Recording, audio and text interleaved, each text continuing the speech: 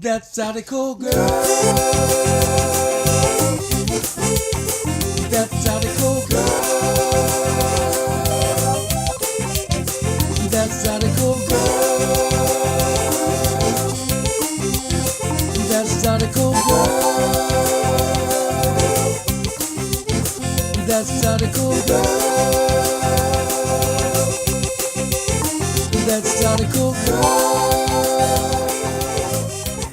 Alright guys, coming all the way from New Orleans, this is the Bayou Interviews and I am your host, Datzydecogurl. I am enjoying this Envy coffee from down the road. Check them out, they're on Decatur Street, some of the best coffee you've had in the city.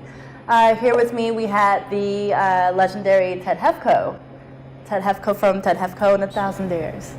And we're going to be getting to know him a little bit better and just seeing his impact on New Orleans music and Louisiana music and just being a musician in general. How are you doing today, Ted? I'm doing great. How are you? Thank you for having me on. Absolutely. Is the weather good enough for you? Is it cold enough? You couldn't ask for better, I'll tell you what. Right, absolutely. So we're just going to get into our questions. Thank you all for tuning in with us.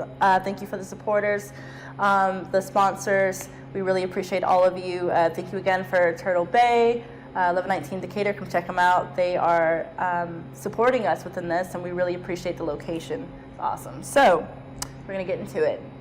So Ted, I want to ask you a series of questions just so our audience and our fans and your fans can get to know you a little bit better.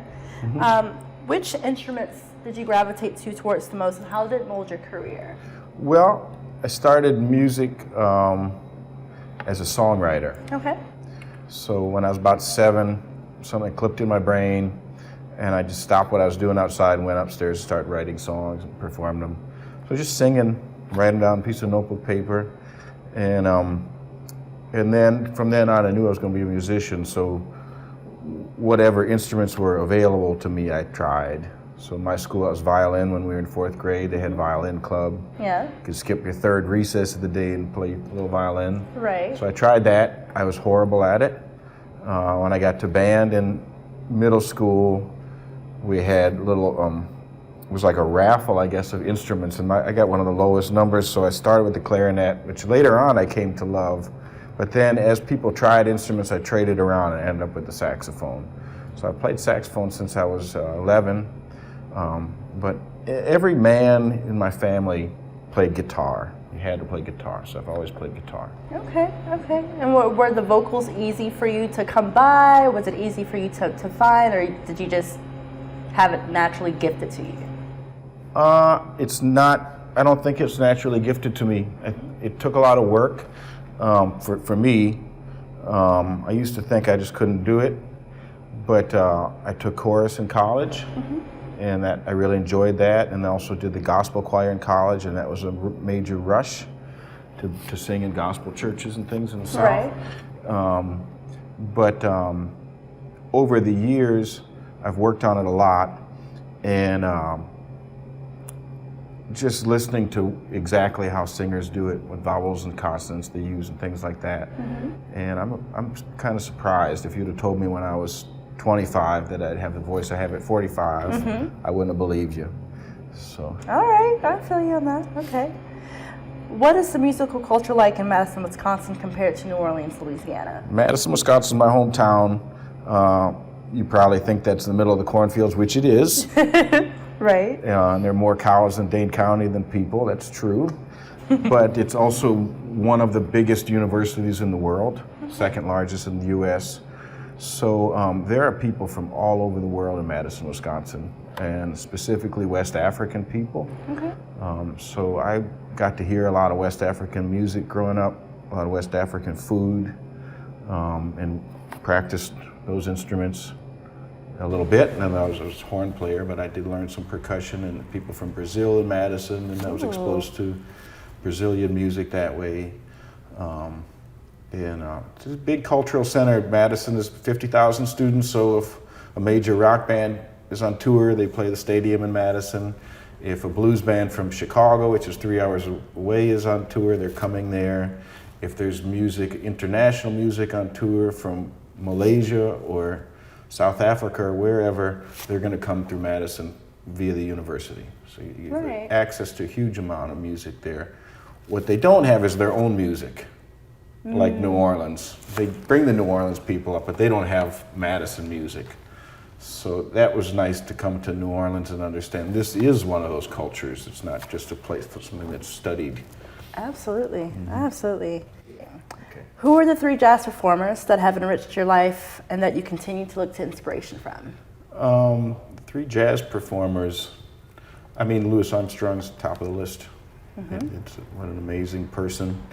In the jazz idiom, Miles Davis always speaks to me. I know he's had a lot of great people through his bands, but he's the greatest, and it's the emotional presence of both of them. I mean, when you think of Louis Armstrong as being kind of silly, but when you try to sing along with him or try to play along with him, you realize there's this a level of determination and concentration and emotional presence underneath that's astounding. That's really beyond any other performer. With Louis, it just makes your hair stand on. Right, because to be a musician, there's a point of vulnerability that you have to have, you know? And the great ones have that. They're open. I mean, Miles Davis, not the nicest person outside of playing music, but when he's got the trumpet in his mouth, he's totally emotionally vulnerable. He just let you in completely. Right. This one's my favorite question. What's one song from your 2018 album, Gas Station Guru, that your fans seem to enjoy the most and relate to, and why? That's an easy question. The song is Next Train. And I wrote that when I had a young baby, and I was up in the middle of the night quietly going through that song, and it came to me real easy. And those songs that just come in your head and you don't have to work on for years, they have an elegance to them that some of the other ones don't. You played on the song for the record. You played rubboard on it, and that was great. And I had you and Lance on accordion on it. So that's definitely the hit off the record. Yeah, it was definitely fun doing it. You were my second album that I kind of started experimenting with rubber with other genres. So I definitely enjoyed that, and thank you again for having Lance be a part of that. Was awesome. So speaking of albums, what do you have coming out in 2021 for your new fans and people who just want to know what has Ted been up to musically? I have been up to working on, as soon as Gas Station Guru came out, I started writing the new one. So that was April of 2018. I put that out, and I got to writing the new album by fall, which is going to be called Down Below. I'm sending it to the mastering place today probably, and I'm getting it pressed. Everything's done. The mixes are done, and that's probably a little more rock and roll even than any of my albums. And 10 new songs. I'm excited about it. All right, I mean, definitely, most definitely. Kept me going through all this COVID to have something to work on. Yeah, COVID definitely brought out creative influences, you know, good and bad ones. But you know, I believe the musicians like yourself and millions of others, you know, we just took this time to take a step back, and some of us needed to slow down and just create this brand new ambiance of just newness. Well, I haven't really taken a break from music. The first couple months of COVID, everybody did live streams, and we did them really amateurish, and everyone was very generous with those. And this is going to be true for a lot of people, but March and April COVID was fun. It was a little break, and you know, camp out and just do this for a little while, and then to get into the summer, and somehow we thought it was going to end, and it didn't. But what I started to do in the summer is that venues wanted to do live streams there. And so then I looked at it and thought, well, this is a whole venue. I don't have to do this alone. I can have my whole band in here, and I can get another camera, and we can have some nice videos. So my YouTube content is about doubled during COVID. Okay. A lot of stuff we did at the Art Garage on St. Claude, and also some video I edited from Carnival and Hi-Ho that got out there, and so a lot of new video. And when that started, when we got enough of that, that's when we started to get into the record. And first week of August, I got the whole band in the studio for 2 days and just knocked it out as far as the rhythm section tracks. Okay. So speaking of rhythm and creativity and New Orleans, how long have you been here, and what do you enjoy about the musical culture here the most?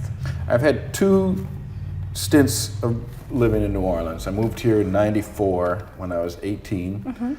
I took a Greyhound bus here with all my stuff, and worked as a busboy in the quarter for a year, and then enrolled in UNO for a jazz program that took 5 years, and went out on the road with the jam band called Idle Time for a couple years. Came back to New Orleans and played with Juan Baptiste for a year, and my friend Blake Amos that does Brazilian music, and worked on some of my own jazz stuff, and then followed a dancer that I was with to New York. Ended up there for 10 years, came back here in 2014. So I came back, left as a saxophone player, came back as a songwriter who plays saxophone. Just masterminding the whole thing. What was it like in New York? It was like starting over. 2003, I was the year I left. I played 2 times in Jazz Fest in 2003. I played with the Latin band I was with, and I played with my friend Tandre at the Jazz Fest. 2004, I had, again, 2 gigs at Jazz Fest to come back to. But in New York, I was playing in the subway platform, I was playing in the park, I was playing jam sessions, where it's just musicians there. Right. And it's humbling. And the things that, whatever stature I had in New Orleans was gone. I didn't care about that up there. So just completely starting over. Right, right. Okay, all right. So do you have any advice for songwriters just beginning on their journey that they may not be able to articulate their thoughts into words just yet? We're talking about songwriting. I say no editing while you're writing.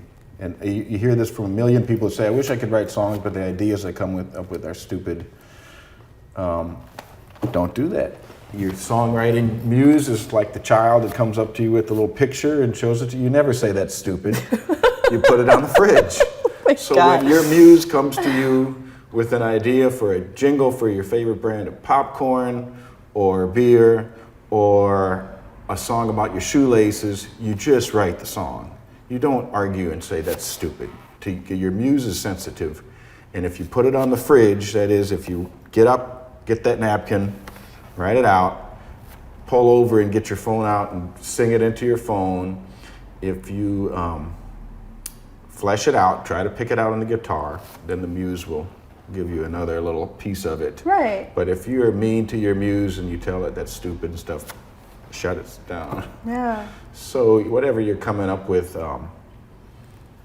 go with it, encourage yourself, don't try to edit until it's editing time, and that's a long ways down the road. Get a whole bunch of stuff and then sort it out later. Right. And let the song teach you something. If you're actually hired by a beer company to come up with a jingle, that's one thing, but we're not writing propaganda here, we're writing songs.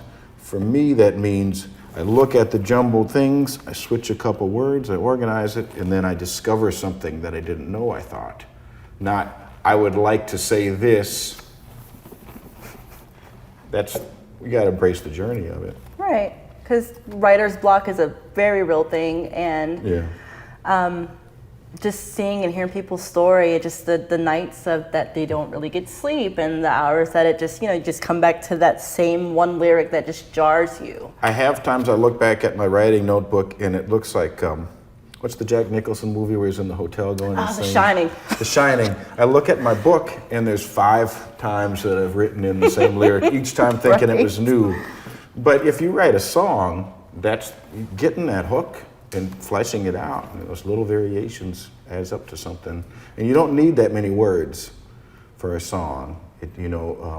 So many great songs are 4 sentences. Okay. So That's good advice. I appreciate that. I'm pretty sure everyone appreciates that as well. I felt like the other part of that question was advice for young musicians. Yes. And I do have a piece that I would tell my young self. And that is, you don't get a cookie for only doing music for your whole life and not having to do anything else. There's no prize for that. I've done it for better or for worse. And once in a while I've painted a house or I've worked in a music store for a few minutes or something. But there's no prize for that. Play the music you want to make, work on the music you love, and that'll take you where you're going to be taken. Elvis could not have known that learning songs by black women and reinterpreting them would be make him that successful. He just liked the music. Bob Dylan could not have known that working on Woody Guthrie's songs and becoming a Woody Guthrie imitator was the stepping off point for that career. Nobody was successful at doing those things. They just did what they loved. Right. And you could think of any musician you want. Lightning's not going to strike in the same place twice. Do the music you love. If you love a style of music, you just want to work on that. Fine. If it's writing, fine. But you don't get a prize for scraping it together with $50 gigs around town. You get your prize for making the music you want to make. Right. Sometimes that's a little hard to hear, because people, again, the vulnerability, the emotions, the feelings behind the work, but I'd rather be, told the truth than comfort with the lie, Yeah. We all have to go through those times of where it's like, okay, well, today was good, but this is what we can work on. So sometimes I think it's the point of acceptance that we can all, just take our time with and be okay with knowing, okay, well, I fell short today, in whatever way, and just know that tomorrow's a new day, or the next couple minutes, the next hour is just a whole new beginning. It just depends on the person. Music is humility. Yeah, I think one thing, I come back to Bob Dylan because he's a big one for me, but still to this day, he comes out with a record. He doesn't outdo the one before. He's not building on it. This is just what I'm working on. And the songs are the same. When you do one song, like it's limited. It's one thing. It's not everything you're ever going to do. It's just that one little piece of it. And so many times when I'm working as a horn player, I'm telling myself, don't show off. Nobody cares how fast you can play or what weird scale you can put in. Just get to the meat of it. Just play it. Okay. Yeah. And speaking of playing and getting to the heart of it, what do you want fans, new fans, old fans, people that have been with you forever, what do you really want them to take from your music when they see you live or when they hear you on the radio? What do you want them to stick with them through good and bad times? There is music, I don't know if there's a talent of being good at music. I certainly don't have that. If there is, I work at it. But what I think what is the gift or the talent is wanting to do it, and I want to do it because music makes me feel so good, and there's been music that just I come back to it when things are tough. Champion Jack Dupree, Albert King, Miles Davis. I take comfort, Chuck Berry. I should have put that one in for sure because there's days when I just need Chuck.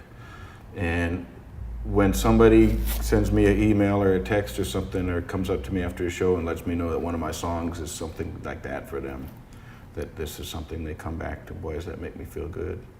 Right.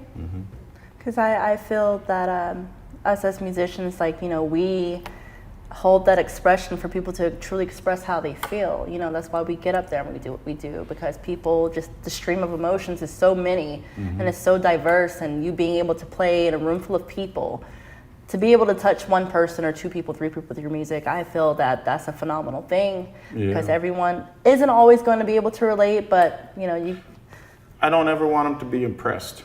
I don't want them to think, wow, is he good? Why does he play so many instruments? Any of that. I want it to touch them. And I don't ever have a second gear. If I'm playing for one person, if I'm playing for 1,000, I'm just going to hit it like it's my last gig.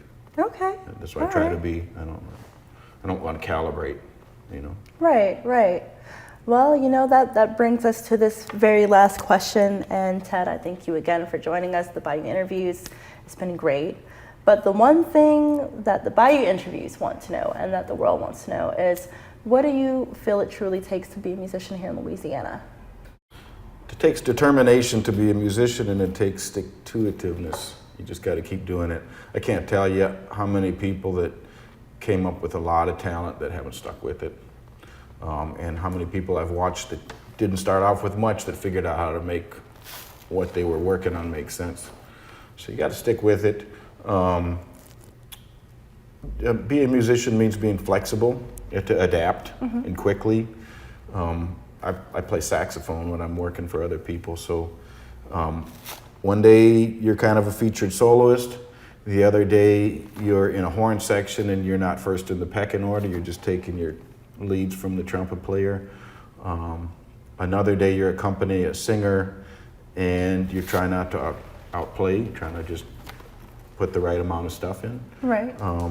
If you have different musicians, adjusting to them and letting that be the new reality instead of wishing you were playing with your regular drummer that day. I think that kind of flexibility on the spot, adapting, saying, okay, this dynamic is different between this set of people, my role has changed. That's important. All right.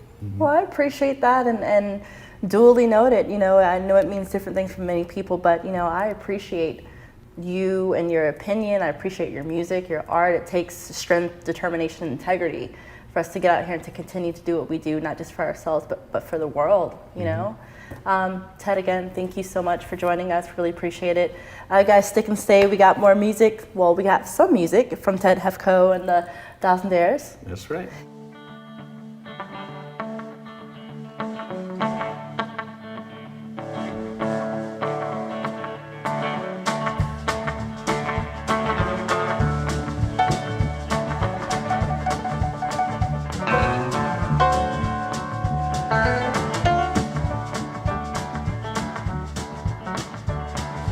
Looks like the last of my Mississippi honey. Looks like the last of my honey. Looks like the last of my Mississippi honey. Honey, babe, I'm gonna fall away.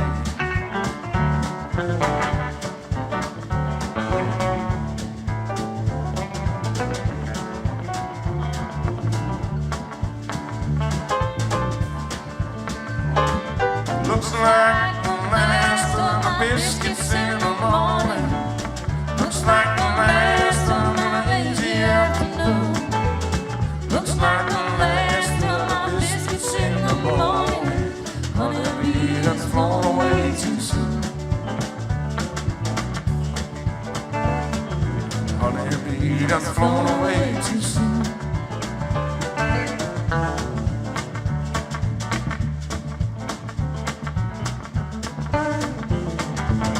Looks like the last of it all. Looks like the last time I've come around the corner. Looks like the last time I hold you with this boy. Looks like the last time you slapped my back from snoring. Looks like the last of it all.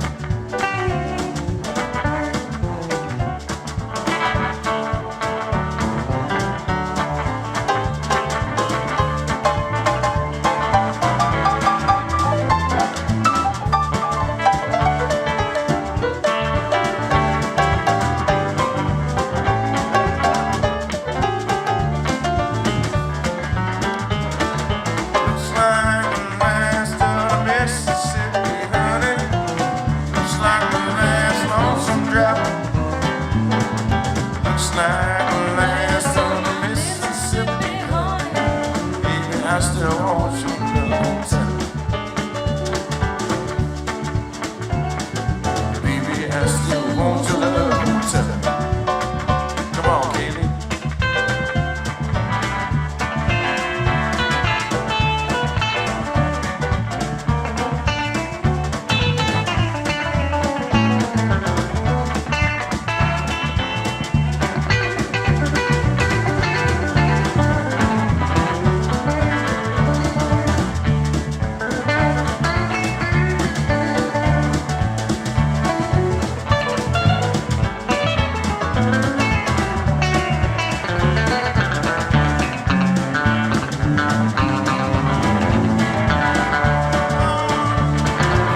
Looks like the last of it all.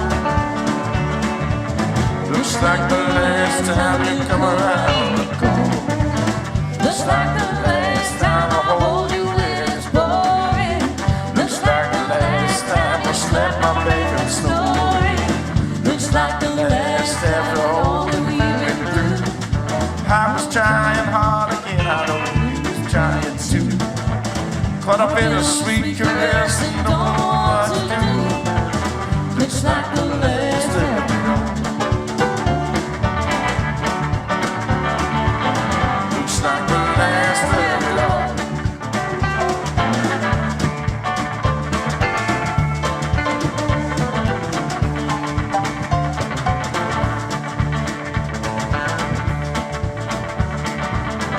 Looks like the last of it all.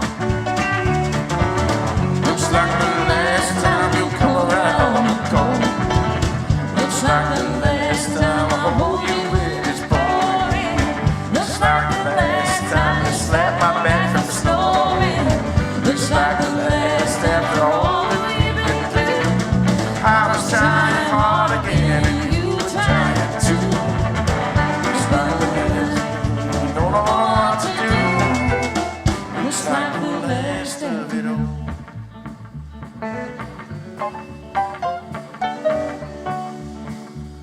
Come on, let's do that bridge one more time. Looks like the last of it all. Looks like the last time I come around the corner. Looks like the last time I hold you when it's boring. Looks like the last time you slap my back from snoring. Looks like the last after all that we've been through. I was trying hard again, you was trying to. Caught up in a sweet caress and don't know what to do. Looks like the last after all.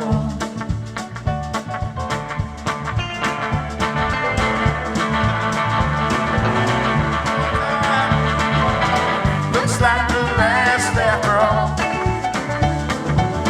Looks like the last time you come around the corner. Looks like the last time I hold you in his boy. Looks like the last time you slap my back and snoring. Looks like the last after all that we've been through. Trying hard again, you was trying to. Caught up in a sweet caress and don't know what to do. Looks like the last after all.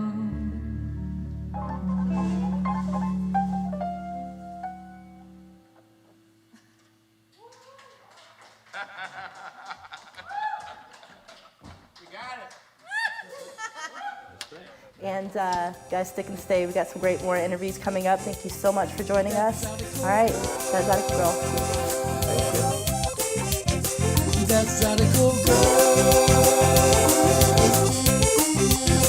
Datzydecogurl. Datzydecogurl. Datzydecogurl. Datzydecogurl. Datzydecogurl. Datzydecogurl.